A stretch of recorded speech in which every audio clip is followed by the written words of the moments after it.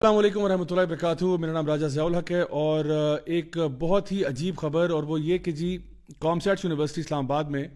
ایک پروفیسر جن کا نام خیر البشر بتایا جا رہا ہے. نام دیکھیں کتنا خوبصورت ہے اور کام دیکھیں کیسے ہیں. انہوں نے اپنے اسٹوڈنٹس کو ایک کوئز دیا ہے اور اس کوئز کے اندر ایک انسیسٹ کا ریلیشن شپ جو ہے بہن بھائی کے بیچ میں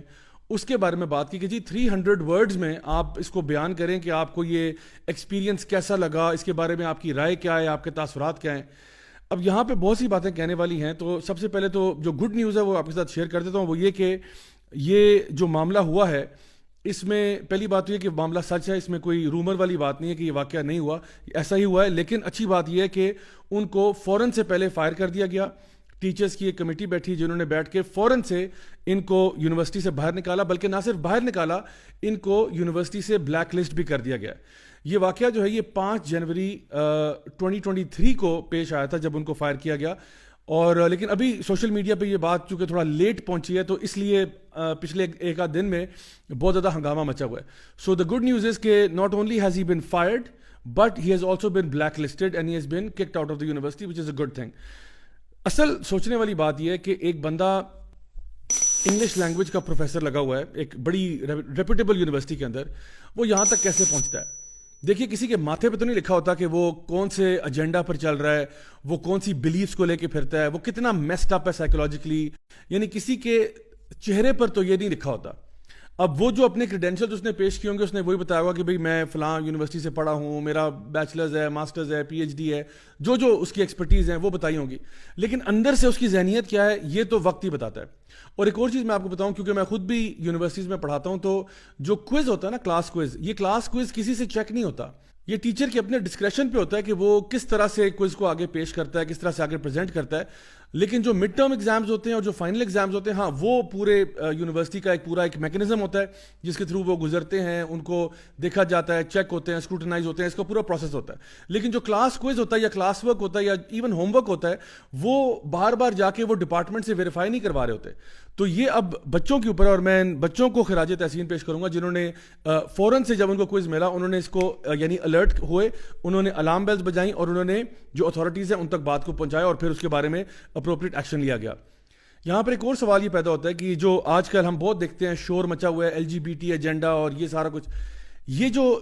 انسیسچول ریلیشن شپس ہیں یہ LGBT کا ایک نیچرل پروگریشن ہے. اور میں چیلنج کرتا ہوں کسی بھی شخص کو جو LGBT رائٹس کو ایکٹیولی پرسو کرتا ہے اور ان کو پروموٹ کرتا ہے اور ان کو پروپیگیٹ کرتا ہے کہ مجھے بتائیں آپ کس منہ سے کہہ سکتے ہیں کہ انسیسٹ جو ہے وہ یہ والا پیار ٹھیک نہیں ہے. یعنی وہ جب آپ یہ نعرہ لگاتے ہیں نا لو از لو, تو یہ بتائیں کس منہ سے آپ کہہ سکتے ہیں کہ پھر انسیسٹ ٹھیک نہیں ہے. یہ اسی LGBT ایجنڈا کی ایک فردر ایکسٹینشن ہے. اور ایونچولی جس طرح ویسٹ میں اب یہ وہاں تک آہستہ آہستہ پہنچ رہے ہیں, بلکہ ناٹ اونلی انسیسٹ بلکہ اللہ معاف کرے پیڈوفیلیا تک یہ بات جا رہی ہے کہ اگر ایک مرد اور ایک چھوٹے بچے میں بھی آپس میں اگر ایک اگریڈ اپون ٹرانزیکشن ہو رہا ہے تو اس میں کیا مسئلہ ہے؟ بہن بھائی کے بیچ میں بھی اگر ایک اگریڈ اپون ہے, دونوں آپس میں راضی ہیں, کنسنٹ ہے دونوں کا, تو واٹس دا پرابلم؟ بیکاز یہی وہ بوگس لاجک ہے جو انہوں نے تب استعمال کی تھی کہ جب یہ کہا تھا کہ جی اگر اللہ معاف کرے 2 مردوں کے بیچ میں کنسنٹ ہو جائے تو کیا فرق پڑتا ہے, 2 عورتوں کے بیچ میں کنسنٹ ہو جائے تو کیا فرق پڑتا ہے.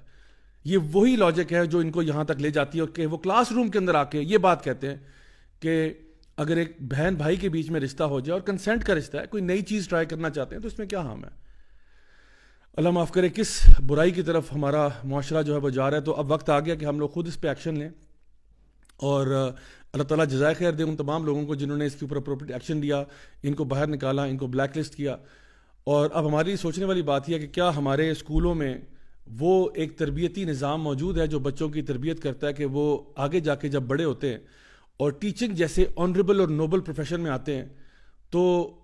اس قسم کی جو غلاظت ہے وہ اپنے ساتھ لے کر نہیں آتے, اس قسم کا جو ڈرٹی بیگیج ہے وہ اپنے ساتھ لے کر نہیں آتے. اس سے پتہ چلا کہ آج ہمارے بچوں کی تربیت کرنا کتنا ضروری ہو چکا ہے کہ ان کی تعلیم کے ساتھ ساتھ جہاں پہ ہم ان کو انگلش پڑھاتے ہیں, اردو پڑھاتے ہیں, میتھس, کیمسٹری, فزکس پڑھاتے ہیں, ضرور پڑھائیں ضرور پڑھائیں ضرور پڑھائیں, لیکن اس کے ساتھ ساتھ equally important if not more important اس کے ان کی تربیت کی جائے, ان کے اندر خدا خوفی پیدا کی جائے, ان کو یہ بتایا جائے کہ ہمارا جو دین ہے وہ قرآن و سنت پر مبنی ہے, اس میں ہم کوئی ایسی بات نہیں کر سکتے, کوئی ایسا فلسفہ نہیں آگے پھیلا سکتے جو اللہ تعالیٰ کے دین سے ٹکراتا ہو, اللہ کی شریعت سے ٹکراتا ہو. نبی کریم صلی اللہ علیہ وسلم کی حدیث سے آپ نے فرمایا کہ اِنَّ لِكُلِّ دِينٍ خُلُقٌ وَخُلُقُ الْإِسْلَامِ الْحَیَاءُ، کہ ہمارے دین کا جو بنیادی کیریکٹرسٹک ہے، جو بنیادی صفت ہے ہمارے دین کی، وہ حیا ہے۔ اور ایک اور حدیث میں ارشاد فرمایا کہ اگر تمہارے اندر حیا نہیں ہے تو پھر جو مرضی کرو، پھر تم سے کسی بھی چیز کی امید کی جا سکتی ہے۔ اللہ تعالیٰ ہم سب کو اپنے حفظ و امان میں رکھے اور ہمیں صحیح معنوں میں دین پر عمل کرنے کی توفیق عطا فرمائے۔ والسلام علیکم ورحمۃ اللہ وبرکاتہ۔